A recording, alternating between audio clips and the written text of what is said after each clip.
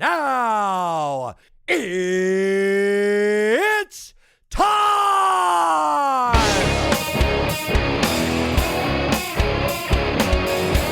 Hey everybody, this is Steve D at Extreme Life Media. I am here today with Hamish. We're interviewing Hamish today, and we have a special guest who's kind of chaperoning Hamish, which is Rebecca Robberts, one of the world's strongest women. She's UK's strongest woman at the moment, which is awesome, and I'm happy to have you on. Thank you so much. I appreciate it. Oh man, it's so awesome. So, just a couple questions, and I wanted to kind of ask, what got you into competing in the strong women competitions?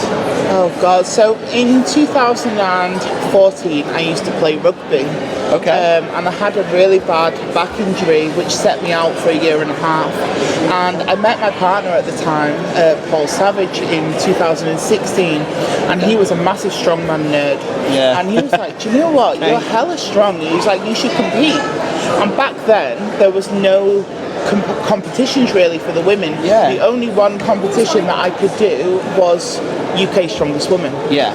So I was like, oh, okay. So we met in May 2016, and then by September 2016, I was UK Strongest Woman. Wow. And then that kind of like the bug hit me. It just got you. Yeah. I was like, okay, I want more. Was it the crowd? Was it the energy? Was it the, all the excitement? It was the sense of achieving something again in my life. I'd been through quite a bit before that. Like I grew up in care because my mum passed away. Okay. While I was in university, I had some troubles. Like I was sexually assaulted at knife point, and my mental health was at an all-time low, and I'd kind of lost my way. Yeah. But then, like, finding Strong Woman, like, that gave me that back. Sense of empowerment back. Yeah. Gave you a sense of empowerment back. Because that's, strength that's a in terribly mind. tough thing to go through. Yeah, strength in mind and body. And it gave me that self-worth and self-love back. Yeah. And I was like, do you know what? I could take this somewhere. Yeah. He told me within 5 years he'd make me the world's strongest woman. Okay. And he did. Yeah. 2021 I won the world's strongest woman. Yeah, you did. Yeah. And then again in 2023 and 2024. So I've won it 3 times now. That's amazing. So you've been doing this how long? In total? Since 2016, so 9.5 years. 9 years. So in 9 years, you've taken this and got yourself to the point where you've won World's Strongest Woman 3 times. You're at the Arnold every year now, right? You're here at the Rogue Invitational, which is amazing. Like, it's a great competition here. What was the toughest part of, the Rogue Invitational? What was the event that you think was the hardest for you this time? I think it was the deadlift. Yeah. Because of my height and the way that 18 inches, like, where I fail a deadlift is at 18 inches. Okay, so it was just right. Yeah. It was just right. And it's about this much below my kneecap, because obviously I'm the tallest woman here. Yeah. So it's like trying to pull a dead stop deadlift from my sticking point. Getting it past that, getting it up to the lockout. Yeah, when I first started the prep, I was like, Loz, like my coach, I was like, I don't think I'm even going to get the opener. Yeah. Like I was struggling, but we found a way to make it work, and like I ended up pulling a 20 kilo PR, so I was really happy with how it went in the end. But again, it was just trusting the process, just keeping going and just believing that things will kind of like get better. So I think that was the hardest for me to train. Well, we know that, deadlifting is not friendly to taller athletes.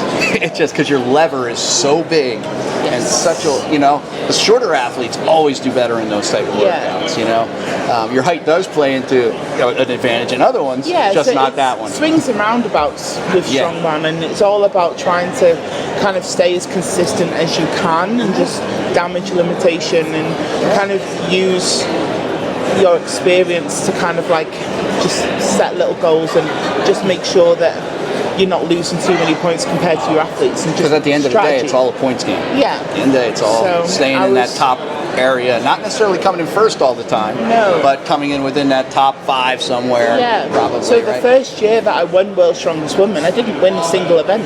Yeah, but you won the whole thing. Yeah. So But I came top 3 in every single one. that's the consistency. Yeah. And that's how it needs to be. And the deadlift was definitely a weaker event for me. I had an injury, so some of the events that I was looking to do a lot better on didn't go as well, but that's okay. Well, that's competition, right? Yeah, You're not going to be the exactly. same all the time. And that's No. one thing it's really hard to get with. I know I'm an athlete myself, and you know, I'm not competitive like you are or any of that stuff, but like I said, coming from that, it's like you have to get with yourself and reconcile at some point. It's like, I'm going to have bad days.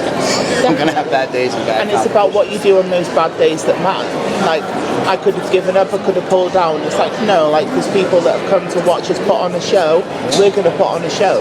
Yeah. Like, so I went out there and I gave it my all in every event, and I'm really proud of how I managed. So at the end of the first day, I was in last place. Yeah. So I climbed up to 7th You climbed at the up, end of it. So I was proud that I didn't give up, and that's the mentality that I've always had in my life. Is like I ain't giving up until I red line. Like, Well, character's not built by how you win. yeah, exactly. It's built by how you fail. Yeah. Right? Can you fail and then just keep coming and just not let it get to you, right? Someone once said, I never failed at anything, I just learned 10,000 ways to do it wrong. Exactly. Yeah. You know, so I succeeded at that.